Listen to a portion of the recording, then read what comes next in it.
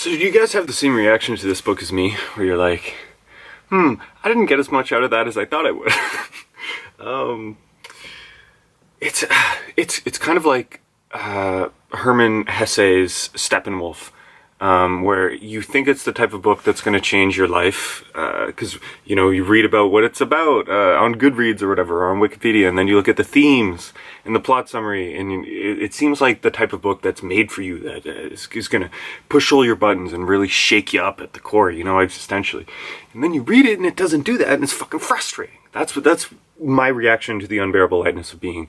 Is it seemed like the exact type of book for me. And then I did not get as much out of it as I was expecting. And that's a bit frustrating. This book... So this book holds out the promise for grand existential meaning. But the more I thought about it, the less I got out of it. It was actually an experience where while I was reading it, I was coming across all these ideas and discussions that I was like, I can't wait to dive into that, because it seems like a gold mine for something valuable. And then I would go back and think about it after the book was over, and it seemed kind of shallow, or actually less insightful than the promise held out for it. So that's my reaction to this book. But there is still some gold in here that's worth discussing, and that's what I want to do here, is discuss that with you guys. So along those lines, obviously, probably the main theme of this book is the distinction between lightness and weight. I didn't get much out of that theme, to be honest. Like, lightness is freedom and weight is attachment. That's reductionistic, but I actually didn't get too much insight about those themes, surprisingly enough. What I did find insightful, and what I'm going to develop later on, is that I found it much more interesting in, this is a novel, not an essay, so what we're getting is a good, insightful narrative about how each character arrived at their preference for lightness or weight. That was actually really interesting and really humanistic, and I think yielded some insights that I will carry over into life, but I'll explain that in a little bit. So, and then alongside lightness and weight, and this being an existential novel, one of the main ideas of the book is obviously that we only get one go at life, that there is not an eternal recurrence. And this is weird because he starts the book with Nietzsche, but Nietzsche's idea of eternal recurrence was not a metaphysical claim about, like, sort of a Buddhist, we keep being revived and living the same life over. It was a psychological test asking us, if you could live life again, what would you change? Are you happy with your decisions? He wasn't making a metaphysical claim.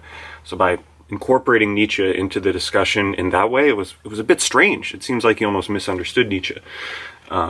But the idea that we only get one shot at life, and that's a cause of despair and indecision and regret and alienation and all of the horrible emotions that all of our characters are feeling throughout the novel, that rings true. And we get some, really powerful articulations of that. Like on page 34, any schoolboy can do experiments in the physics laboratory to test various scientific hypotheses. But man, because he has only one life to live, cannot conduct experiments to test whether to follow his passion or not. So of course, we don't know what's the right answer. But what's insightful about that comment is where Kundera makes his target more specific. Because it's not just about decision or indecision and what do we do in the face of uncertainty. What he's more interested in here specifically, and what makes it more insightful, is passion in the heart. And what do we do about our emotional reactions to certain phenomena in life. And along those lines, obviously a lot of the book is about the pain of indecision, but not only the pain that inflicts upon you, but inflicts upon the other people involved in your life. And the best example of this is Thomas, where throughout most of the novel, he's caught between his temptation towards womanizing and his lyrical love of Teresa. And he can't make a decision or commit to either one of those, or he refuses to do so, hiding behind scapegoats. And that just inflicts massive suffering on Teresa, to the point where, even though I don't think she's very sympathetic, you feel really bad for her, because Thomas is just being a complete fucking asshole to her. So indecision, existentially, get out of your own head. Stop being so narcissistic. Think about how your indecision is impacting those that care for you and you care about. And along those lines, it reminds me of the Balzac quote, "A lot can happen in life, especially nothing." And this that's kind of a bleak quote. But one of the things I found most inspiring about this novel was you have to make your own decisions, man, or it's over. And that ties into another aspect related to we only get one life. So we never know what we're doing is right. What decisions do we make? What's the best decision? And the regret and the shame and the guilt that comes from that. But then we get into the philosophy of coincidences. And this is perhaps amongst the most insightful aspects of the book, in my opinion. So we only get this one chance at life, but so much of it is irrevocably altered by things beyond our own control. And sometimes it's a procession of rather mundane events that will come to have a hugely significant impact on our life. The best example of this in the novel is the series of random fortuities that bring together Thomas and Teresa, both who react differently. For Thomas, obviously, the recognition that it was all these bizarre coincidences that brought them together makes him think it could have been otherwise. Instead of es muss sein, it could have been otherwise. Whereas Teresa reacts to the coincidences as being, about fate, makes the relationship more special. But the philosophy of coincidences here, something I hadn't paid attention to much in life. And it's one of those things that I got value out of this novel because now I'm going to pay attention to coincidences. Because I think I align more with Teresa because I find it beautiful. And here's the quote we get about it. It's excellent. Page 48-49 of my copy. "But is not an event, in fact, more significant and noteworthy the greater the number of fortuities necessary to bring it about? Chance is what sprinkles up our lives. Chance and chance alone has a message for us. Everything that occurs out of necessity, everything expected, repeated day in and day out, is mute. Only chance can speak to us. Necessity knows no magic formulae. They are all left to chance. If a love is to be unforgettable, fortuities must immediately start fluttering down to it like the birds of Francis of Assisi's shoulder." So that is fucking beautiful, in my opinion. And it's that contradiction between we only get one life to live, so we have to be very careful about all the distinctions we make, but then our emotions are going to be tampered by this thing called chance in these sort of random occurrences throughout life that can really bestow magic on our lives. And the insight there for me is get out of your own house. You need to get out of your own house. You need to go live. You need to go do new things. You need to go meet new people. Because if you fall into the rut of repetition, of doing the same thing, of playing it safe, of never sort of getting out of your comfort zone, then you'll never have this opportunity for chance, for the cosmos to just sort of benevolently align to change your life, right? You need to get out if you want chance to intervene, because chance intervening is where most of the beauty in life comes from. So, moving on and getting back to the interpersonal state of things, this book is about self-sabotage. These are some pretty self-destructive people that are miserable throughout most of the novel in that do surprisingly little to alleviate themselves of their misery. And this is where I find the book starts to get really interesting existentially, is because Kundera probes the philosophies of lightness versus weight from an emotional standpoint of individual psychology. And that's what I find particularly valuable. And along these lines, what he's exploring, I think, is that we have sort of predetermined dispositions towards lightness or weight. Some people are inclined towards lightness, some people are inclined towards weight. But what he's getting at by exploring these people later in life, after catastrophes have set upon them and their childhood has sort of shaped them, I think what he's exploring is a rejection of our true nature. what he's getting at here is how the pain brought about by what we want from life and the failure to attain that can result in a situation in which, almost out of spite, we reject what we really want. Teresa's mother is a great example of this, right? Where Teresa's mother was someone who valued the human body and found it lovely and found youth valuable, and eventually she had a rough go in life and turned against it, right? And said the and said the body is valueless and I'll just fart and walk around naked. But she's bitter and spiteful and terrible to her daughter and takes out all the regrets on her daughter.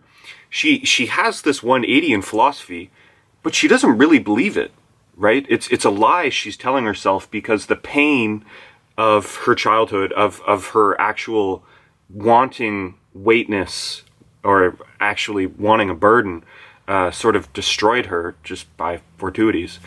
And she turned against her true nature. And the same is true of Tomas, because he had a family, he had a wife and kids and parents, and then that all went to shit. And then he went to womanizing, but he doesn't seem happy while he's womanizing, does he? He's like always torn, and he's a fragmented person that he can't even sleep with these women because he finds them fucking repellent after, he's done.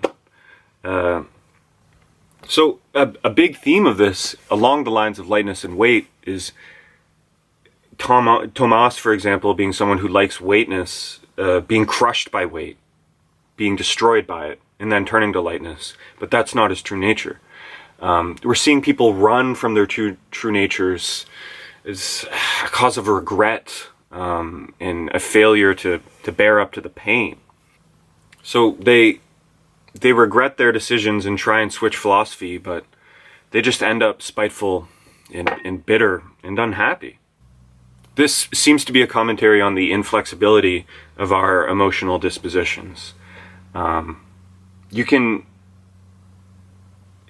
You have a true nature. You have something that you want out of life, and life might deny you that, or what you want out of life might destroy you. It reminds me of a David Foster Wallace quote: "The truth will set you free, but only once it is finished with you."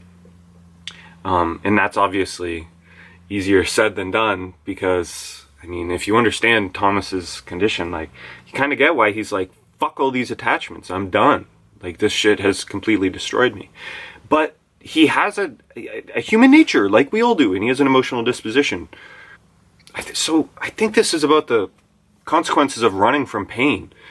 The reason most of these characters are fucking miserable throughout most of the book is because they're not being honest with themselves about what they want out of life. They're turning the other way. Sorry to quote again, but it reminds me of the Dostoevsky quote: "And your worst sin is that you have destroyed and betrayed yourself for nothing."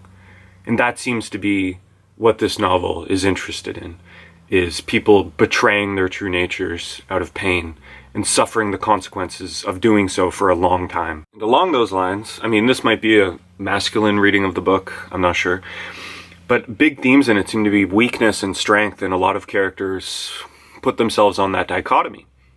Obviously, and this is why I found Teresa kind of unlikable, she kind of makes a cult out of her suffering. She doesn't do much to alleviate it, right? She never really stands up to Thomas. She just puts up with it and says, this is my burden, I just have to suffer. And then she sort of identifies with weakness and makes weakness her character trait, and that's pathetic. And of course it only leads to her suffering. And then Tomas, similarly, that's a weird way to say that word, but Tomas says he's powerless against his womanizing. He can't do anything about it. Oh no, I'm a victim here too. A lot of these people are calling themselves victims and calling themselves weak and making a cult out of suffering in order to justify not taking responsibility for their actions, not taking responsibility for their life. This is where one of the more insightful aspects of the book for me comes into play, and that's with this idea of vertigo. And vertigo is sort of a self-destructive tendency, but it's more than that. Kundera calls it something higher. If you want something higher, I just think it means if you want to achieve what you actually want in life, if you want to be ambitious about making yourself happy, that's really hard to do. And there's a lot of pain involved in that. And one response to that is vertigo. And he has a great quote. I'm just going to quote him here on 73. Anyone whose goal is something higher must expect someday to suffer vertigo. What is vertigo? Fear of falling?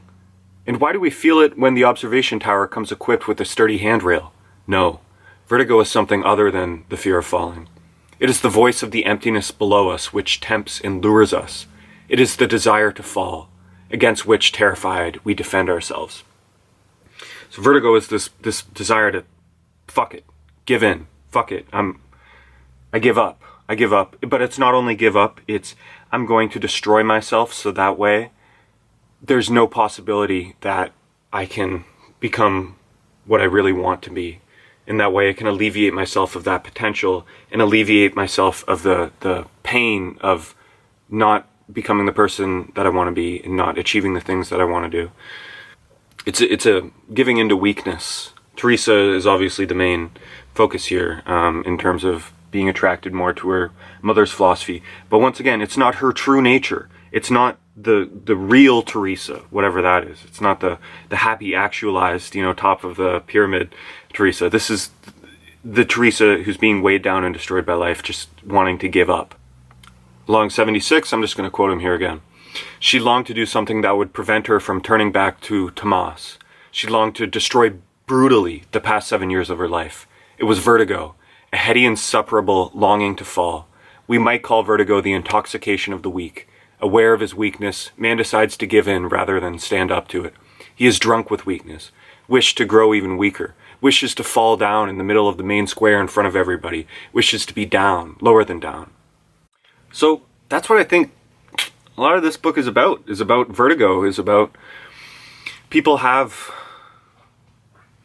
needs and necessities and wants and desires, but it takes a lot to achieve those, especially as you get older in life and the musical compositions of our lives become a bit more solidified.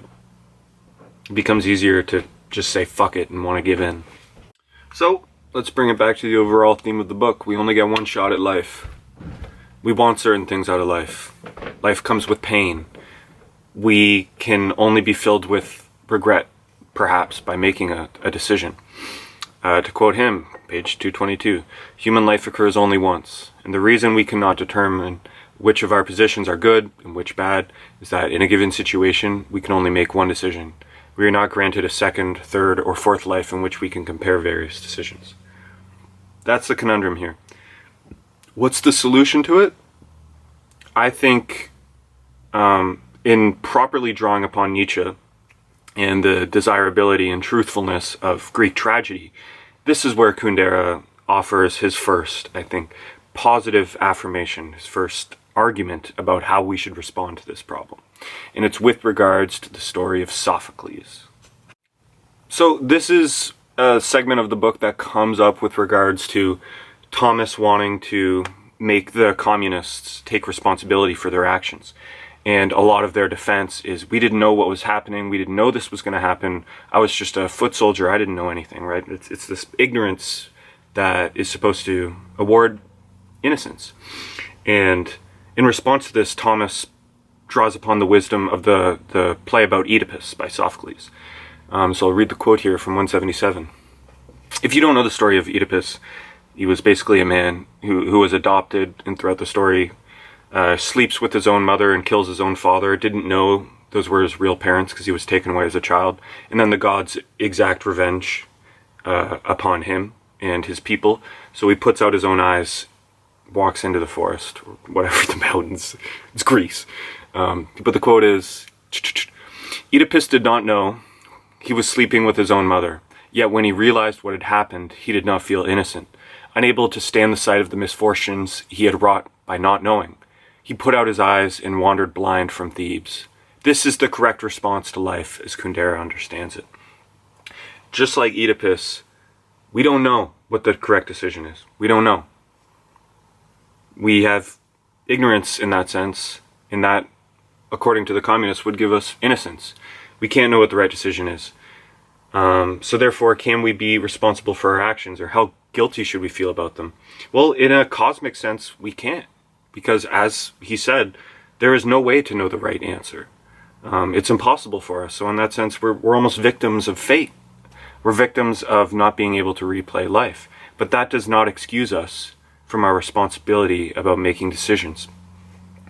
Just like Sophocles, even if we're innocent in this sense, we still have consequences for our decisions, and it's up to us to take responsibility for them. And then along those lines, it's not even just about us, it's about the social networks we're embodied in. Our decisions affect those around us, affect those who care about us, those we care about. Our indecision can affect them just as significantly, perhaps even more so. We have to take responsibility for that as well. This, I think, is the answer. Here's why I think it's a better formulation, because someone like Sartre, for example, will say, or this is a common refrain. I think even Cicero said it. I'm sure a bunch of people said it, but even not making a decision is a decision. And that's true, but I don't know, I don't find that particularly empowering. But this is just another formulation of that hypothesis, but by connecting it to Sophocles, and by the degree to which I think Sophocles did the just thing, did the heroic thing. Not even just, but the heroic thing, which was taking responsibility, even despite his sort of innocence here. That I find a much more empowering and inspiring formulation of this. You need to make decisions in life despite you're going to fuck up. So good. Got something out of it. And then another related aspect of this is a quote which I don't think gets as much development as I was hoping for, but it's a profound one that stuck with me nonetheless. And it's a quote that applies to life, and it's, "On the surface, an intelligible lie. Beneath, the unintelligible truth." So what I think he's getting at here is, like I said at the beginning, he's interested in the decisions we have to make, because we only get one shot, but he's much more interested in our emotional responses to those.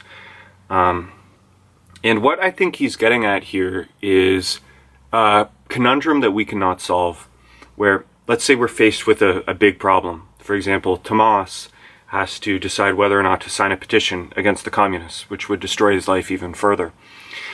And in the moment where he makes that decision, he has an intense emotional response, right? He feels validated and confident in his answer. And it's an emotional reaction that he doesn't even understand it. It's an unintelligible truth. In that moment, he does not regret his decision. He doesn't care about the consequences. He thinks it's the right thing to do. And he does it. Beautiful, wonderful, heroic, almost. But over time, that emotional conviction fades. It's a powerful, profound emotion that will fade over time. And that's going to give way into reason. The fucking brain's going to come back, our biggest enemy. And he's going to start to doubt his decision, right? He's going to start thinking about it again. Was that the right thing to do? What are the consequences? And that's where the intelligible lie comes in. So that's when we're going to need an intelligible lie, because we will make incredibly consequential decisions in our life based upon an emotional conviction that will fade. Because these feelings, dulled by time, or we forget it, but it's impossible to maintain that conviction throughout the mundane day-to-day life. I don't know, if you're inspired when your mom dies at the funeral and you make some grand revelation to yourself, it's hard to maintain that conviction. It's impossible to maintain that conviction as you go about shopping and driving to work and cutting the grass and walking the dog or whatever for day in, day out. So that conviction is going to disappear, and then we're going to be left with our reason, and we're going to start thinking about the decision we made, and the regrets are going to come in, or the indecision is going to come in. And that's when we're going to need the intelligible lie to justify the unintelligible truth. Or else we're going to give in to regret. Or else we're going to undermine ourselves in this decision and give in to despair a little bit. But I really think Kundera is a big advocate of that emotional conviction of when you feel something passionately, act right away, because it's going to disappear. And just like chance, these emotional convictions, these intense fucking emotional convictions are rare, and those are the guides to our true heart. So act upon them when you come across them. Lastly, and he never lays out an argument or draws much attention to this explicitly, but a huge part of this book is about the failure of communication. And once again, about the passions, the failure to communicate our hearts to one another, and how much pain that causes. The inseparable gulf of, I need to say this to you, but there are various reasons why I can't. Maybe it's an emotional disposition, which, like, I don't know, Sabina likes privacy, and, you know, Franz doesn't, so it makes him hard to pour his heart out to her, and that creates a gulf between them. Or maybe it's social convention, you know, it's improper to be so honest and be so frank. Or Tomas experiences this, where he wants to be honest with an ex-colleague of his, but his words are insufficient, and it's not coming out like he's imagining in his head, and that sort of destroys a relationship that could have perhaps been solved had communication been better. And that one, he doesn't really offer a solution to. He just identifies that a big cause of pain for us in our life is not being able to say how we really feel to the people we love, or not even love, just the people we care about. For all these reasons, like, it's not as easy as run into a person you used to bully from high school and just apologize profoundly. It's easy to imagine doing that when you're about to go to bed. It's a lot harder when you're actually there in person, and you get nervous and you start to blush. So the failure of communication, huge problem interpersonally. Let it focus here. There we are. So that's that. I don't know how much else I have to say about it. Bit disappointed in this book, to be honest. The more I thought about it, the less I got out of it, which is a very interesting thing that I haven't had happen that much. I think I was sort of hypnotized and brainwashed throughout the book because he's a good writer and he's good at evoking certain profound realizations. But then when I went back and thought about it, didn't get as much out of it. But I don't know. These insights I did find useful. We only get one shot at life. Obviously that's a cause of despair. But go out, make sure chance happens and can intervene in your life. Act when you have emotional convictions. Try to remember them. Develop an intelligible lie. Try to communicate your heart. And most importantly, do not give in to vertigo. Do not betray yourself or destroy yourself, because the pain of going after what you value in life, kind of like the hedgehog's dilemma, where the closer hedgehogs get together, the more pain they cause to each other, so that causes them to separate. Don't give in to that, because if you go after the one you love and it makes you fulfilled and that causes heartbreak, yeah, heartbreak's one of the worst fucking pains ever, but that doesn't mean give up on love. That's what a lot of these characters are doing, is giving into vertigo, betraying their own nature, and it leaves them shallow and miserable for most of the novel. So yeah, insightful, a bit pretentious, but a decent book all around.